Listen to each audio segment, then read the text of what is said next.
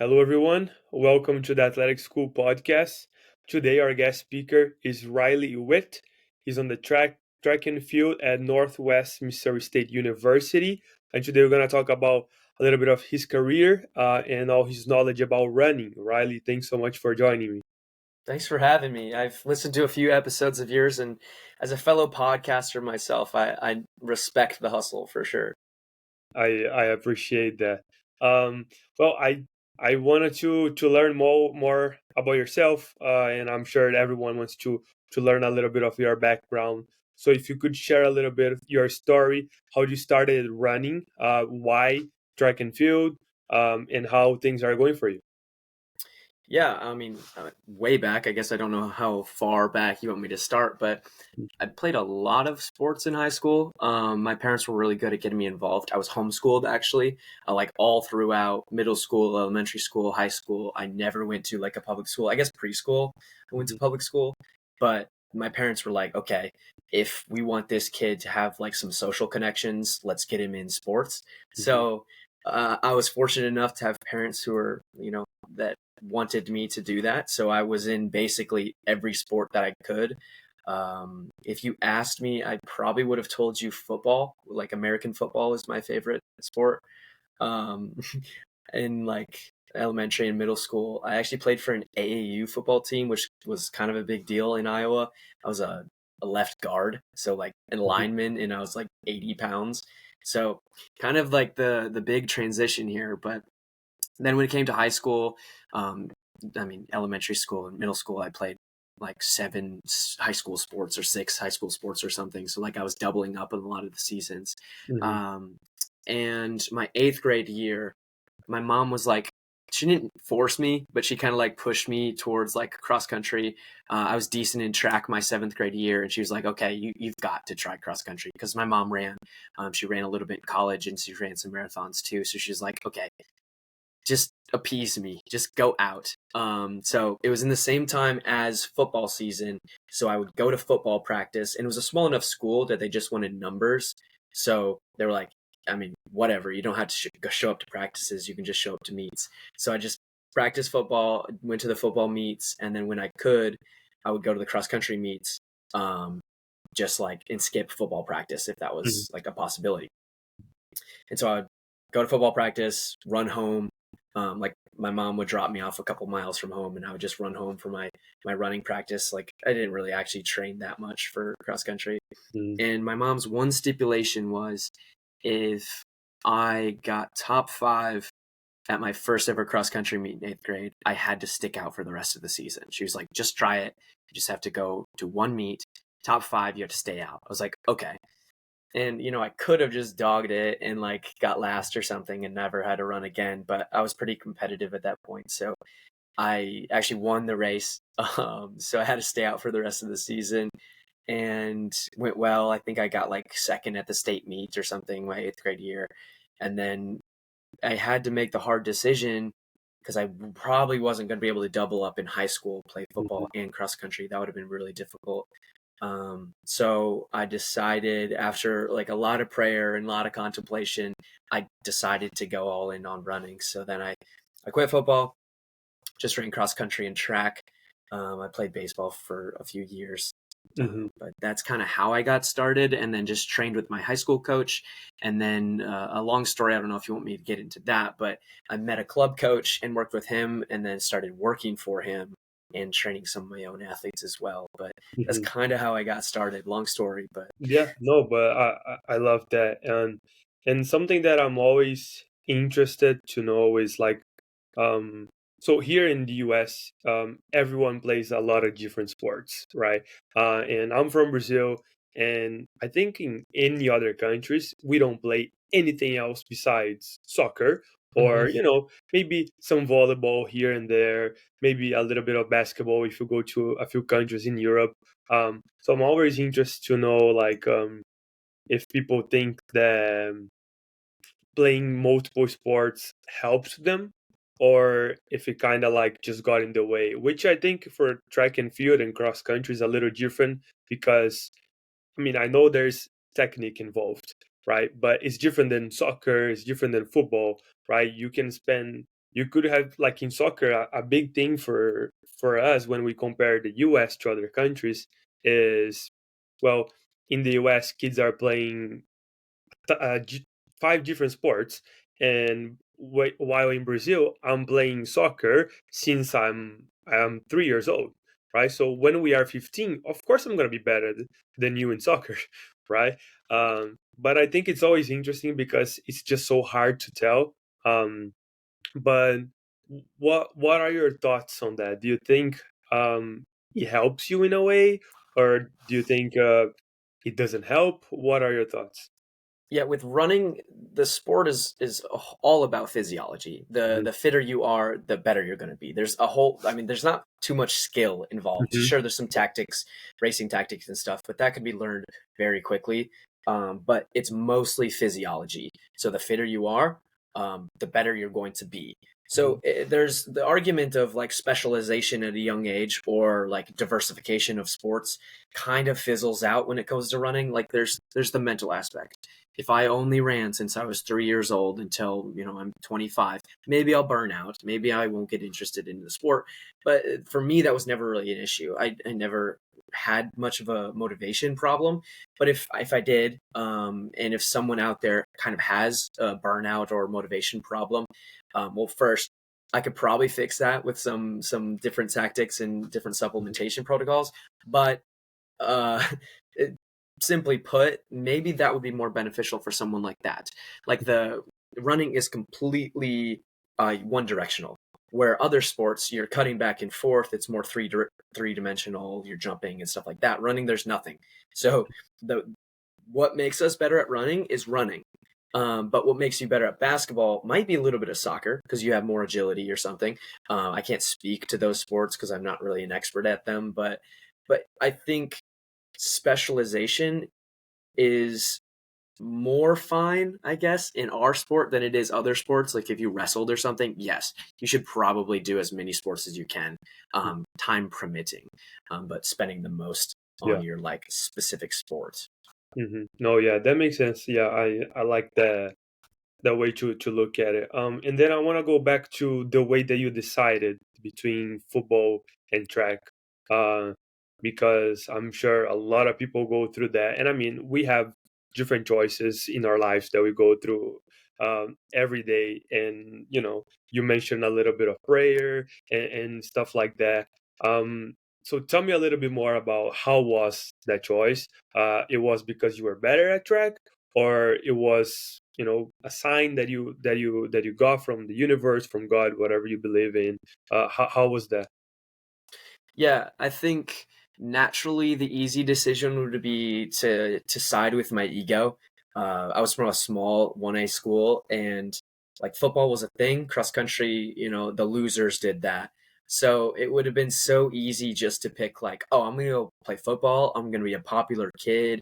People are gonna like me, Mhm. and whatever else. Like I didn't know if I was gonna go to college at that point for a sport, but through conversations with my older sister and a good friend on my team, who I really looked up to. He was faster than me at the time.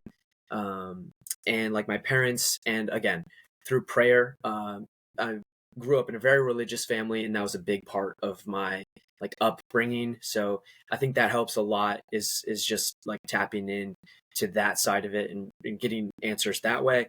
Mhm. But yeah, the easy decision, egotistical decision. I want to be popular, go football. But I think sometimes the harder decisions are often like the more, I don't know, not beneficial maybe, but Yeah. they sometimes pan out a little bit more if you're willing to like have short term suffering for a long term gratification. But yeah, I guess that's kind of how I made it. It was a long time ago, so I don't remember exactly what I was going through like mentally, but Yeah. Yeah, no, that makes sense. And that's interesting because I was talking to my friend the other day, and I was like, if I had the chance back then to choose a different sport, I think I would, and I would do mm, pretty similar to what you did. Um, but I would focus more on going to an individual sport, just because I knew that I would be more in control of my results, and I think I'm pretty good in taking ownership of my results. But when it comes to soccer, basketball, basketball a little less, but soccer, football, like there's so many different factors involved that you cannot control. Um, that I think I would go another path. And when you say about like ego and stuff like that, it makes a lot of sense because like back home, um, if you don't play soccer, you don't play anything. And if you play something else, it's because you're not good at soccer. So I wanted to prove to people like, no, I'm good enough and I'm gonna make it. But I mean, looking back, I don't try to spend a lot of to waste a lot of energy trying to what I would have done. But at the same time, like yeah, if there was one thing that I could change, I would definitely try to go to in another route for sure. Yeah, because like running, there's no skill, so it's all physiology. Like I'm limited by my mitochondrial density, my mitochondrial efficiency, and my like genetic makeup. I have a ceiling when I come to running. Like I'm nowhere near it yet, but I have one. Now, when you're in a skill sports or something, maybe like wrestling, where there's a lot of physiology and there's a lot of like muscular development, but also some skill and it's individualized, like what you were saying, like individualized, because then you don't have to worry about any other person screwing up Yeah. like your event. I mean, there's less of like a ceiling risk there. So mine has a bit of a risk because I didn't know if I was going to be like a genetic freak, which I'm certainly not. So I just have to work harder than some of the genetic freaks, I Yeah. guess. Yeah, and I love that because the other day I had another guest that talked about that and also the mental side of it. Mm. Because in terms of training, we're gonna end up doing the same training, right? Like there's just so much we can do in terms of training. But then when it comes to the mental side, that's when you see that who the great ones are, right? So I think that comes when that comes to play. I think that's really interesting. So you mentioned working on with a coach back then, and now you are in college. Going to the nationals. Going, you were talking about how you wanna get a national title and everything. So I wanna know a little bit about training and how do you approach training. Has anything changed since back then when you started?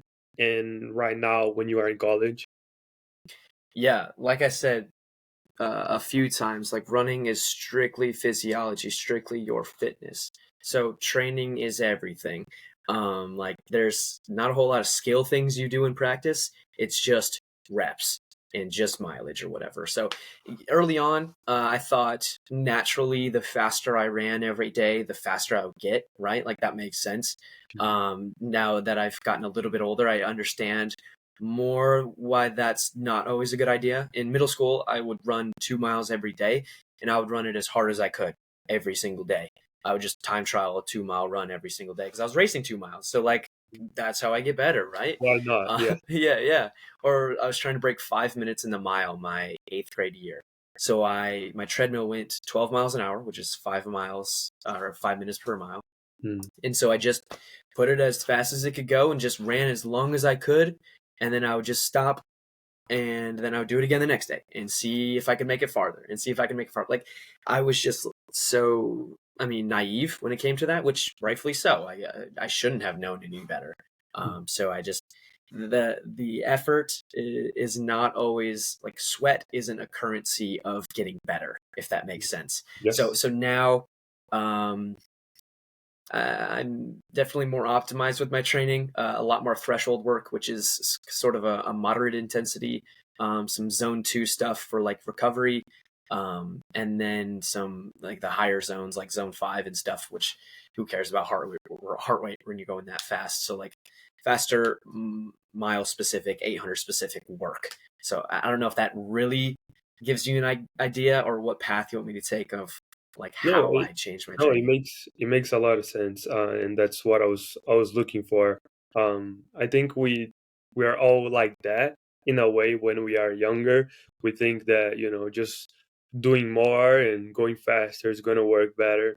But once we grow up and we learn a little bit more, it's taking a nap in the afternoon, it's eating a little bit more of these, a little less of that, going to bed early, waking up early, stuff like that, those small details that add up.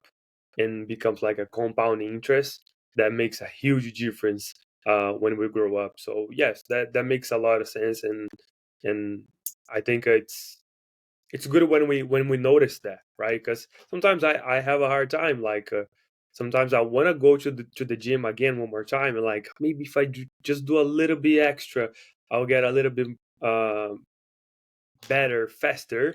But that's not really how it works, right? It can work sometimes, but not necessarily. Yeah, like over break, I had a stress fracture this cross season, so I wasn't able to get much of a base training. So our training was a little bit untraditional, I guess. So we were doing a lot of double threshold sessions, even with low mileage, which some people might argue with me that that's not a good idea, but screw you guys. Like, I'll show you wrong, I guess. um, but we were doing double threshold work, which is pretty moderate type efforts, twice a day, and then an easy day, and then two moderate efforts, like twice a day, and then an easy day and an easy day, and then like some speed stuff, so I could actually run a mile at mile pace or 800 at 800 pace. And so like it's all about body awareness. I have a Whoop, which is like a uh, quantification, like it quantifies your body's like recovery score, sleep metrics, and all that type of stuff. And originally I was like, oh, this is so cool. Like I can see how my body's feeling. And I was like, wait a second, shouldn't I already know what my body's feeling? Like, Yeah. there's something wrong here. But now that I've had it long enough and I've kind of can like I can feel my central nervous system strain, or like when I do threshold work, I can feel exactly what my like millimoles of lactate is in my bloodstream. Did 5 by mile today, and it was like 505, 503, 5 flat, 458, and then 5 flat or something. I could tell without even taking like blood samples that I knew my millimoles of lactate were around like 3.8, 4 millimoles.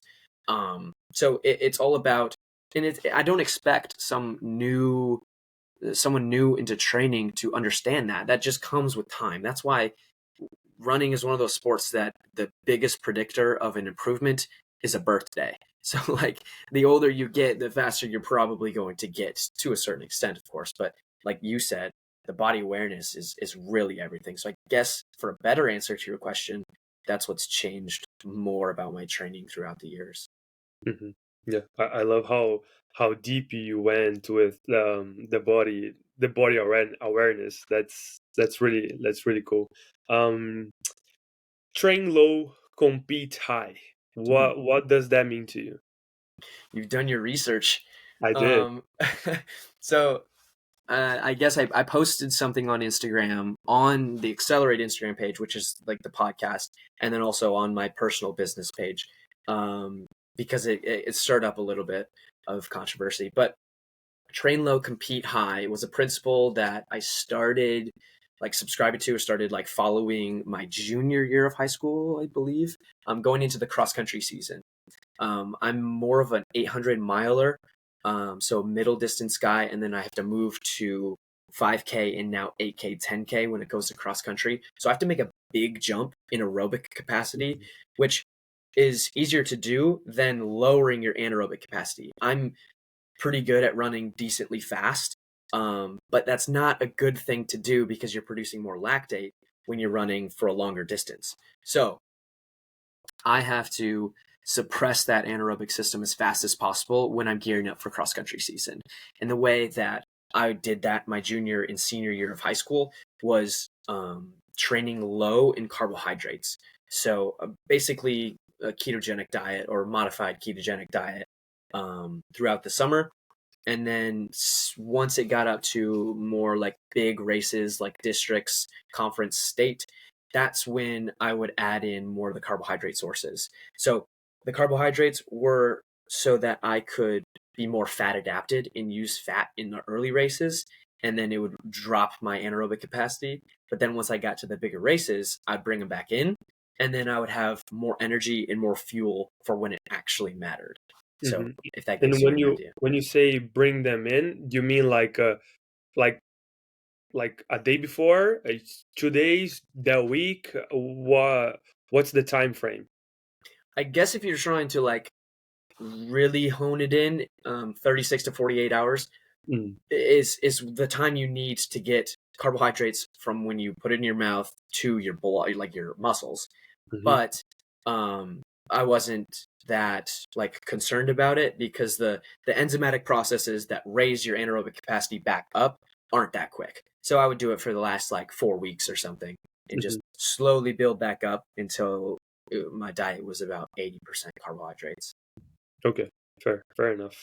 Um, and you mentioned that you had a injury as well, and that how that changed a little bit your training. Um, what are some strategies that you did to recover after you got that injury? Yeah, so last indoor season, actually around this time, so about 12 months ago, I was starting to have some hip pain. And it was like deep in my hip, kind of a pain that I've never really felt before and didn't know what it was. Went to the trainers twice a day, was doing everything I possibly could to figure it out. And we never really figured it out. And it just like kept, it was there. And at that point, I kind of knew what it was. Like deep down, I knew what it was, but was just pushing it off. Like, maybe it's not. Um, and so we modified our training. I biked, just ran 3 times a week, all standing rest, all faster stuff at race pace because we qualified for nationals. Um, so very untraditional way of training, but got through, then got through the outdoor season and was building up for cross country season. And then just one day it was just like, nope, it's back. And so then I took some time off, got an x-ray, got an MRI, stress fracture in my femur, lesser trochanter of my femur. So then I was like, well, I'm pretty much out of cross country season at that point. It was too soon Hmm. to heal it. But being kind of a nerd when it comes to exercise science and physiology and that type of stuff, I had quite the protocol to heal that. I was mega dosing on vitamin D, K2, and calcium. If you take calcium, it just goes in your bloodstream, so you really don't want that there. You want it in your bones, so you got to mix it with some K2 and some D3. You don't have to mix it with D3, but the K2 will shuttle it into your bones, and that'll help it. There's a supplement called, I think it's like Osteoplex, or yeah, Osteoplex. It's like a osteoporosis medication or supplement. So off label using that, like it was completely legal. Like it's just a supplement on the shelves, but that also helps pretty well. You can do some dry needling, some cupping, get some blood flow to the area. I know it's really hard to get blood flow to the bone. One way of doing that that I found works really well. I have a red light therapy device, so it's 660 to 880 nanometers of red light, and if it's powerful enough, it will get to the bone and stimulate the mitochondria in the bone and heal it faster. It was shown in rat studies, I believe, to increase bone healing by like 60%, which you can't really equate it because they have a whole lot less tissue around their bones, but it certainly does help. Hmm. There's some other supplementation that I won't get into that also really helped. What else did I use? I also had a bulging disc in my back, so that was causing some nerve pain. So I used electromuscle stimulation, kind of fixed that area. I have a pretty uh, gnarly looking device. I'll send you a picture of it or something of the EMS thing that really helped with my back. Um, I don't really have any issues now with it, and it's still bulging and still will be, but Hmm. just strengthening around that so I can keep it in. What else did I do? I mean That might that be the sounds, extent. yeah, that sounds like a lot, and we're gonna get to recovery a little bit, and I'm sure we can use at least some of that just to recover from just a hard Mm, session, not absolutely. necessarily from an injury. But you mentioned something that you like. Oh, I'm kind of a nerd when it comes to that, and so my question is, how did you learn all of that? Is it something that you did by yourself? Because I mean, you are in school right now, so you didn't learn all of that in school right now. I don't even know your major, but I'm sure you did a lot of research by yourself. Is that correct? Yeah, I had a lawn mowing job like when I was 14, and all I did was listen to podcasts on 2x speed and just churn through. I started with Ben Greenfield Fitness, worked into Huberman Lab, wasn't even around at that point, but then worked into Andrew Huberman, and then some like more fringe biohacking podcasts. Peter Attia I really liked, but it was more so just like biohacking for health and for longevity, which I Mhm. didn't really care about living very long like back then. Like, well, who cares? Yeah. I'm a teenager. I'm an athlete. I don't care about living to 120. I want to run fast. So that was kind of general knowledge. And then my junior year, once I met Ben Tillis from the Accelerate Performance Lab, that's where I worked for a while. That's when my interest sort of shifted more into sports performance, but I took the background in like overall health and Mhm. used that, and it really helped for like sports performance and stuff. And so then Mhm.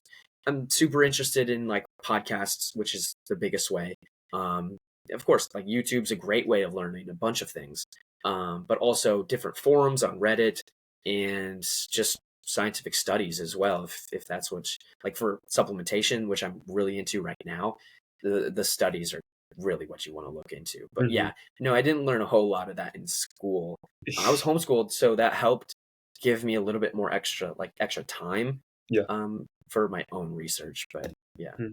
Yeah, and I like that because today I was actually making a post. I'm reading a book. It's a pretty simple book. It's called 20 Ways of Stop Mm, Procrastination. Um, and then one of the things that the guy was talking about is how you should upgrade your skill, your key skill. Um, and then I was kind of like trying to relate that to sports, and I feel like a lot of athletes they don't do what you do in mm, terms of researching, and of course, it's extremely important for you as a runner to recover and all of that, but that also applies to soccer, to basketball, to football, and there are so many different things that you can learn about the sport. Like, so in soccer there's so many tactics. Football, I cannot even imagine like how many running routes they have. But if we learn a little bit more about it, maybe something that I think a lot of athletes they just think that going to the field, going to the court, going to the track is going to make them better, but it's knowing those little details that you are mentioning, like this supplement is good for this, that supplement is good for that, you know uh, knowing those things, that's when we become an outlier, um, because like we were mentioning before, we're going to end up doing the same training, and it's going to be our mentality, it's going to be a supplement, it's going to be maybe a 30-minute nap that you take in the afternoon that's going to make you be, I don't know, 1 second faster than the other guy, right? And I think I just wanted to kind of like point that out because I know that a lot of athletes, and of course I'm in a small school here and you are in a bigger school, but like I can probably say that 80% of the athletes here,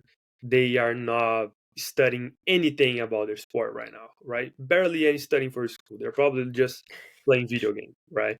So I think and then they complain that they don't get the results that they don't want. So it's, I don't know, I love how you studied about it, and I think it's important to show to people that, like, look, if you want to go to the nationals and win, you know that's like, you have to read a book about it, listen to a podcast, and that works for life too. Well, if you do the same things that everyone else does, you're just going to get the same results as everyone else. So it also helps that I want to be a coach and kind of want to, make money doing this. So that's also another motivation. But I think even if I wasn't, I would still be super interested in it and in research as well.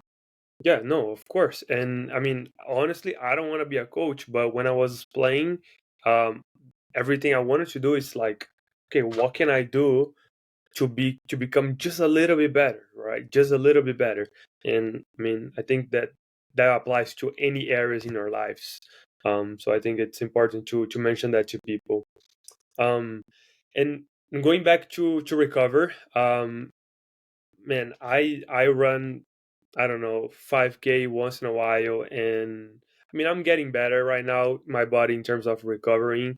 Um, but what are some things that people can do or some things that you do in order to recover in a daily basis? Well, there's a lot of different things that you could do. It's Mhm. sort of like the best way of doing it is finding out which area of it that you need to fix. So there could be skeletal system recovery, there could be muscular system recovery, or there could be nervous system recovery. Like, which ones are you really struggling with? One I'm struggling with right now is nervous system. So like, what should I do to make sure like my nervous system and like the overall energy of that is optimized and I'm ready to go for the workouts? For nervous system, sleep would be insanely important. Diet works on all three of those. So optimizing your diet, we could get into that if you want, but that could be a 4-hour podcast in itself. Electrolytes are massively important for your nervous system recovery. So pounding electrolytes, getting as much sleep as possible, and napping is really great. Caffeine could work if it's like a workout day or something to give you a little artificial boost of nervous system like recovery. So napping, optimizing food, optimizing nutrition. For muscular system, you want to get the metabolic waste products, so like lactate and different like waste products from like your workout out of your muscles as much as possible and recirculating in the bloodstream. So some lymphatic drainage with like Normatec boots, so like compression boots, or like putting your legs up a wall works really well of flushing like lymphatic fluid and metabolic waste products and getting it back to your heart so it can recirculate. It's a great way of making your heavy legs, if that's kind of how you're feeling it, feel a little bit more bouncy and poppy. But also you could do some like massage or foam rolling or something like that will also help. They're all really mechanisms to do the same thing. So you can stack them all and it may work better. Figure out what works for you. Now, skeletal system, you could have some like inflammation. This also is a little bit muscular system too, but some inflammation. If you have like achy joints like knees, ankles, hips, you need to recover from that. Then you need to tackle the inflammation. So that's going to be massively important with diet. Very like cut out seed oils, cut out like highly refined sugars. That's going to spike your blood sugar. You can have sugar, but just pair it with different things that's not going to spike your blood sugar. So like pair it with fiber or something, so you're not getting the inflammation response from that. Like I said, seed oils, terrible for inflammation. You'll notice a big improvement with that. Having a lot of anti-inflammatory foods like berries, other foods that'll help that. You could dabble in some like non-steroidal anti-inflammatories like ibuprofen or something. Very limited use. If you're going to use it chronically, maybe switch to like curcumin, high dose like cinnamon, turmeric with pepper or something, like a natural anti-inflammatory, something like that. And then like a free remedy, ice bath, that works really well for inflammation, also for some nervous system strain as well. That actually dramatically drops your nervous system strain, or it spikes your nervous system strain, but then once you get out of it, it recovers better. So that's kind of a cool tip too for like nervous system strain. But yeah, those are like the three big ones and some big movers in all three of those like areas. I could go way deeper, but that's kind of the overview. Yeah, no, of course, and I like that. And what would you say is I don't know, a few things that are extremely important for like general health, right? Like when we're talking about sleep, are we talking about 8 hours? Do you think that's a good amount? Are we talking about, so if someone's gonna run, 5K maybe 3 times a week, are should they be eating a lot of carbohydrates or not? And I mean, I know it's different because everyone has a different schedule and it depends on how much they're doing and everything. But just in general, if someone is running, 2 to 3 times a week, 5K, and what are the main things that they should be focusing on, do you think? Yes. So if you're just like a weekend warrior, you're just running a couple times a week or whatever, like that's not your main thing. Mhm. Nervous system strain, especially if you have a high stressful job, is probably going to be your biggest mover, and then probably inflammation. But if you have a good diet, inflammation won't be a problem. Mhm. So sleep is going to be massively important, like you were just talking about, but it's very individualized. It depends on how efficient you sleep and your breathing patterns when you sleep.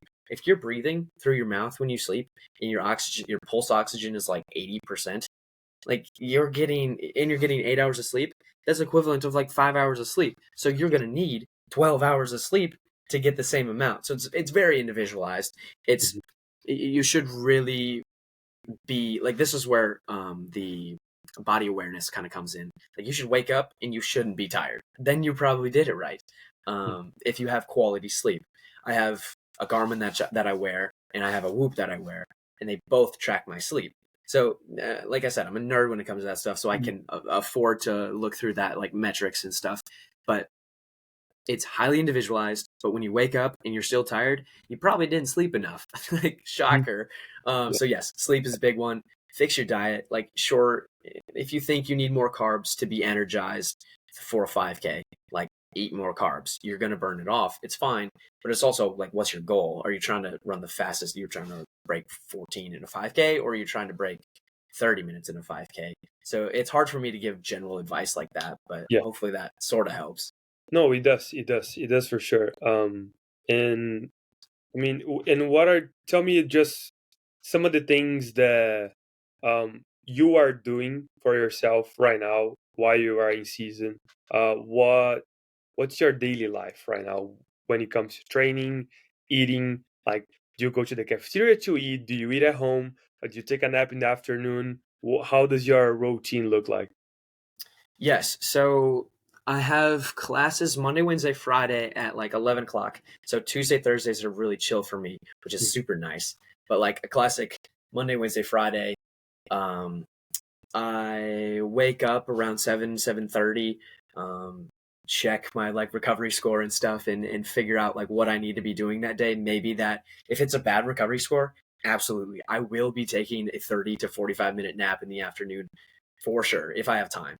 Mhm. Um, and then I'll eat. I always have like 4 eggs and a piece of sourdough bread for breakfast. Good protein, some carbohydrates. I think eggs are a superfood really for all the micronutrients you need. I'll have a sandwich and a liver and berry smoothie for lunch, right before, like 3 hours before practice. In between that time is when I do some like work for my like personal projects, but also some school work. And then I have class from 11 to 1. And then after 11 to 2 actually, and then from 2 to 3 is when I'll have a snack, maybe take that nap if I have like the opportunity to, and then go to practice. um, in terms of like recovery after practice, if it's an easy run, probably not a whole lot of much. But if it's a workout, I'll hop in the recovery boots, elevate my legs. Epsom salt baths are great. I don't take them all the time, but if I'm preparing for a big workout or race, I'll take a warm Epsom salt bath that really helps with like replenishing magnesium. I do red light therapy after or before a workout, which helps with mitochondrial function and gives me a little bit of a boost in energy. I have a pretty extensive like nootropic and energy stack I take before big workouts. That I don't really know if that affects my nervous system too much, but it probably does. It helps a little bit recover. Um, but it's pretty simple, simple enough. That's about Mhm. it. That's awesome. I mean, I think I don't know. It's always good to see how people are doing different routines. Different. Everyone is different, but I think some of the things that we do end up being pretty similar to each other. I like how you check your score right away, and then you decide if you're gonna take a nap or not. I think that's something that I haven't done. I try not to look at too early because otherwise I'm gonna like, oh my god, I'm gonna have a bad day because I didn't sleep well. You Yeah. know. Um, But it's nothing that a nap and some caffeine can't fix. I agree. I agree. 100%. Yeah. But right, I love everything that you mentioned. I think that that's gonna help a lot of people taking insights about health in general. Um, athletes that are just like us in college and are trying to have a higher performance, and people that are just trying to run a little faster, run a little longer. But so to wrap it up, my last question that I always ask the guest speakers: what's your definition of success? Depends how deep I want to go on this. As deep as you want. Okay. I think a general answer for a Christian like me would be, oh, to give glory to my heavenly creator. But I think that when like people say that, and non-believers listen, they're like, oh, this is like some cheesy Bible thumper. Like turn it off. Like probably people just turned off the podcast because I said that. But Yeah. so to give people like unbelievers a better answer, how to put this? I listen to some Jordan Peterson often.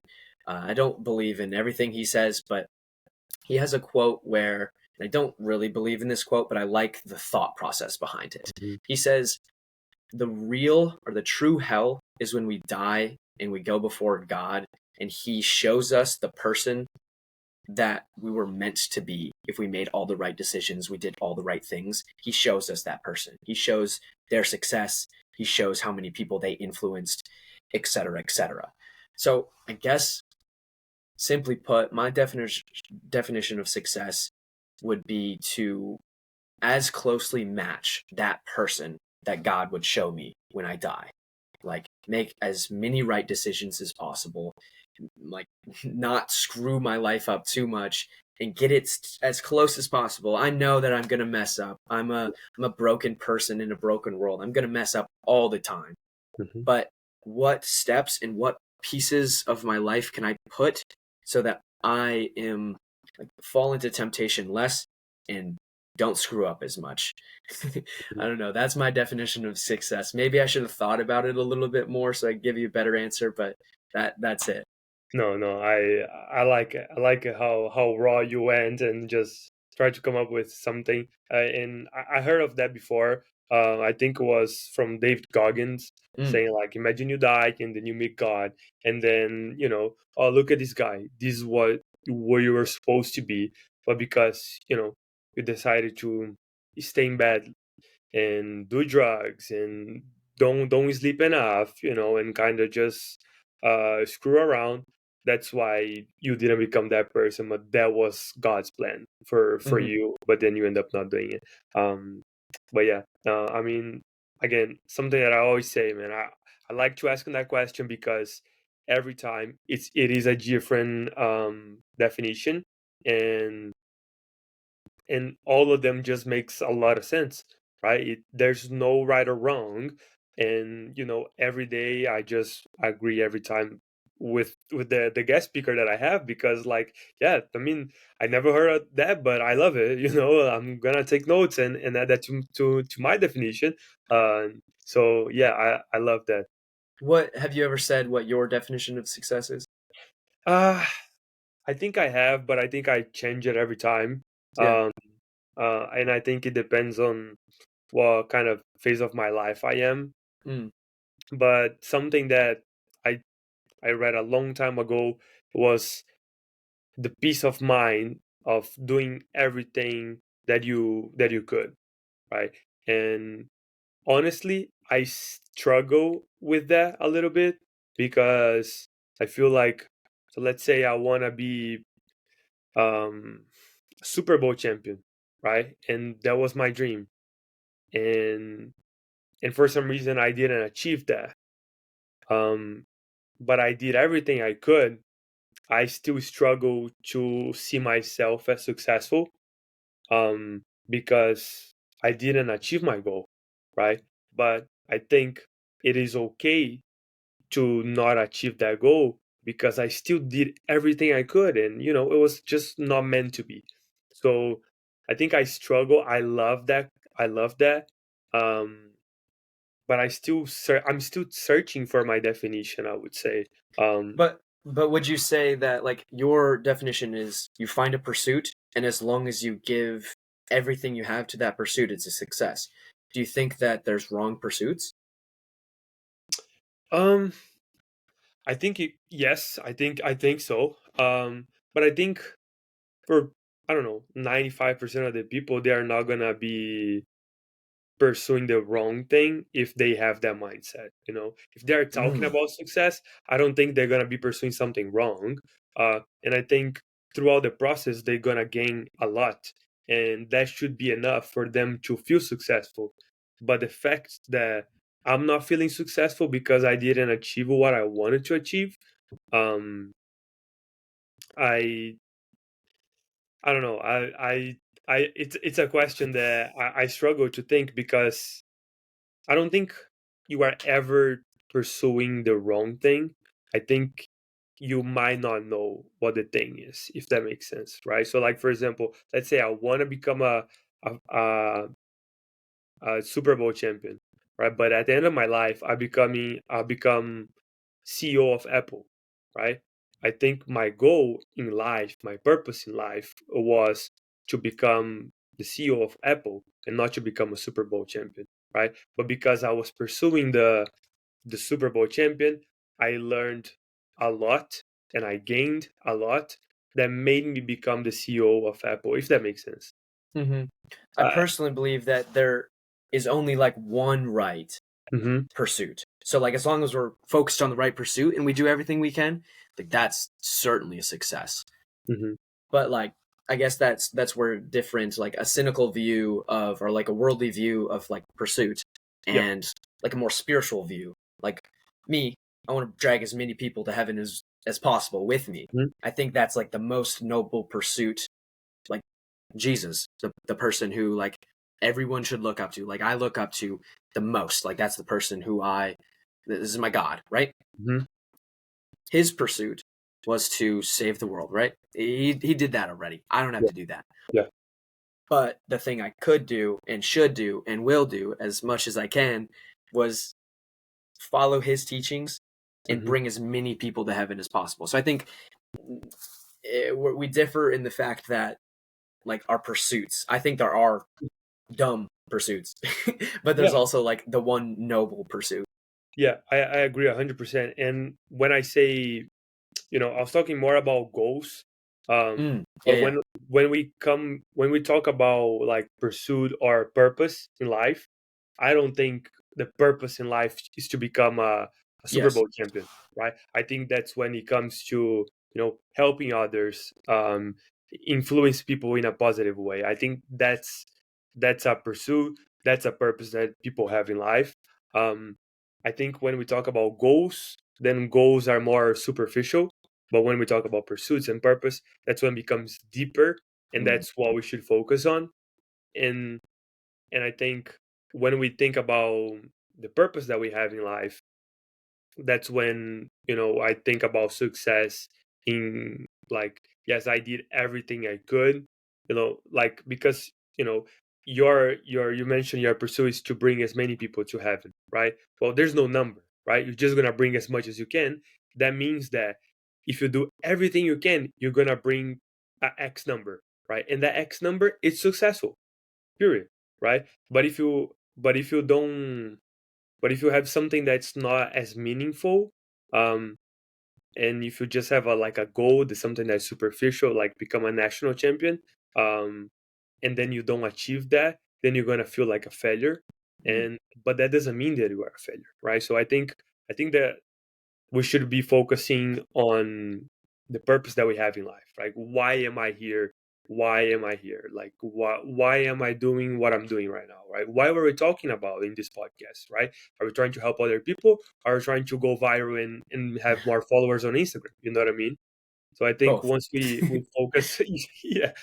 So when we focus on our purpose, I think I think that's when we should focus on the success, right? It's the success that we feel, it should be connected to the purpose that we have, not to superficial goals such as winning a trophy here or there, if that makes sense. Yeah, I really like that answer. Yeah, yeah. Well, good. It was a tough answer. I think, I try to think a lot about that, but I don't think I have an answer for it. I think my mind just keeps going in loop and, like, I don't know what are we doing here, right? But I think it's, again, I think the process, it's something that we should be enjoying. We should focus on winning for sure. Um, and but we must enjoy the process. Otherwise, we're not gonna get there. And what do you think about winning? What do I think about winning? I really like it. Yeah. But like that's when pride comes in. Like pride Mhm. is not something that like I think is a good thing. Um I think there's ways to win in a way that there is no pride, and like all of the glory goes to, God. Hmm. That's very hard to do. I have not ever found that. I would like to say I'm in the pursuit of that, but I've never found a good way of doing that. I finish a race. If I won, I feel good about myself, and I'm prideful about that, and that's wrong. um, so I'm in continual pursuit of that. I think winning is completely fine, and God calls us to be the best versions of ourselves, and if the best version of ourselves includes us winning, that's a good thing. Hmm. Now it's like, what do you want to win for? Do you want to win for yourself? Do you want to win for that good feeling at the end? Or do you want to win to gain respect so then people will respect other opinions you have? So like if I was the slowest guy on my team and I was talking about Jesus, right? People are going to be like, that guy's dumb. He doesn't know what he's talking about because he can't even run fast, right? Hmm. But if I'm fast, or this really works for anywhere in life, like you are a bum living under the bridge, it's going to be hard for you to reach people. Not that you can't, but it's going to be a little bit more difficult if you don't have that already respect. So it's like garnering some respect in one area so you can transfer it over to the more important area, in my opinion, in life. Hmm. I don't know if that's a good answer either, but yes, I like winning. Yeah, no, but I think it makes a lot of sense. I think we see a lot of athletes when they win, they talk about God, Mhm. and I think I understand that the pride side of it, but I think at the end of the day, like, um, you got there, you got to the cameras, and then you talked about God. And let's say your goal was to talk about God. I think there's no best way for you to, win the Super Bowl like Patrick Mahomes did, and then he was talking about God. Um, if he lost and he was talking about God, people wouldn't care as much, right? So I think that's a good way um, to glorify God in a way for those that believe that. Yeah, but we're yes, we're told to like look like Jesus as much as Mhm. possible. Like, Yeah. what would Jesus do if he showed up to track practice?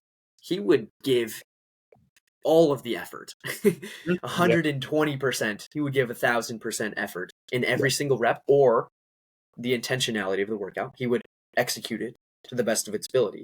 But then what would he do outside of practice?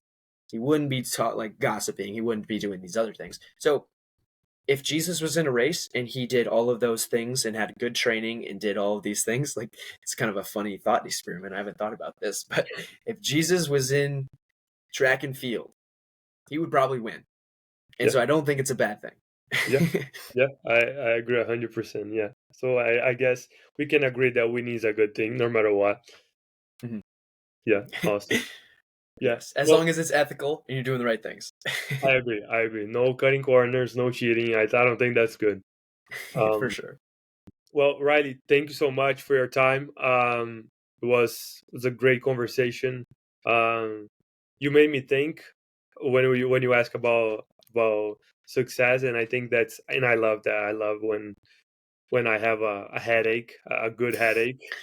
Um, and I love all the insights about running, and all your thoughts on running, on winning. And again, I think a lot of people are gonna feel like this is beneficial when if they can get one sentence, one quote that we said here.